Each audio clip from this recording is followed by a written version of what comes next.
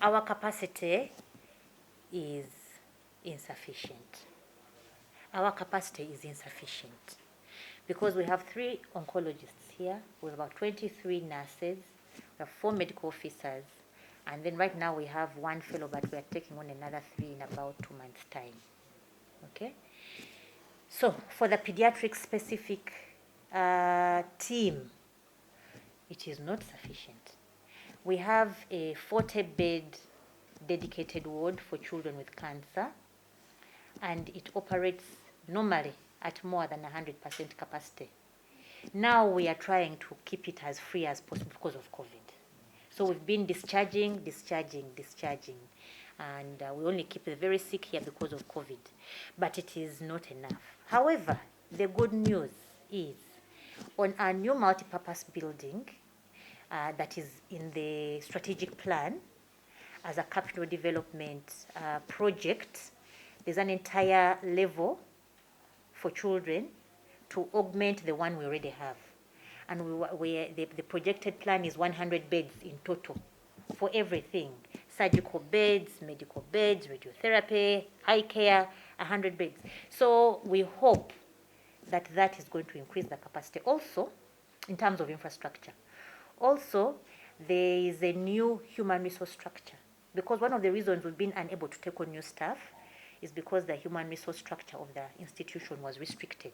It was not built to accommodate the mandate of this institution. But there's a human resource restructuring process. The structure has been approved at the level of the board already.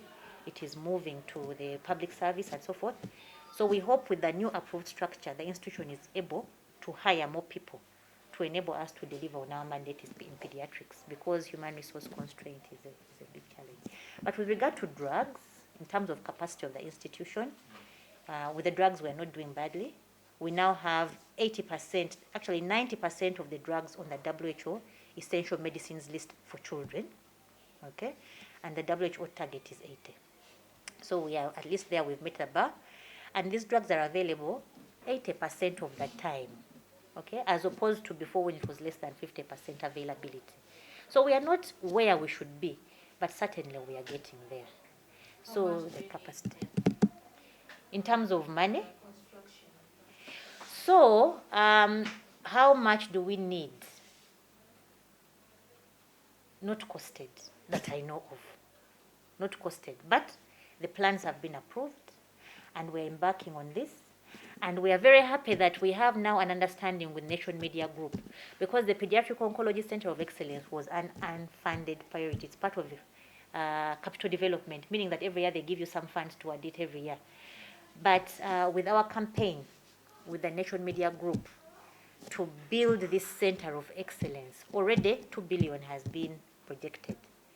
My expectation is that we shall be able to go very far with that 2 billion, if not finish the whole thing. And to me, I consider that an excellent initiative for civil society. I'll tell you why. I trained in Cape Town, state-of-the-art pediatric cancer treatment center. And you know who built it? Their Rotary Group. So at the end of the day, almost all pediatric centers get this sort of funding from civil society. I'm very happy that as Uganda we are getting there.